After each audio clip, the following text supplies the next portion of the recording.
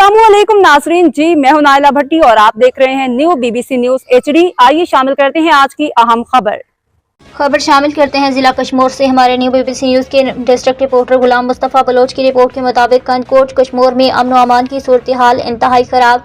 Kashmir video viral. Kashmir 50 रोज कबल गुड्डू थाना की हदूद से अगवा होने वाला ताजर राजेश कुमार बाजियाब न हो सका। डाकू ने मुखबिर राजेश कुमार को जंजीरों से जकड़ कर वीडियो सोशल मीडिया पर वायरल कर दी। वीडियो में मुखबिर राजेश कुमार अपनी रिहाइश की अपील कर रहा है। डाकू जो कुछ मांग रहे हैं उनको दो और मेरी जान छुड़वाओ।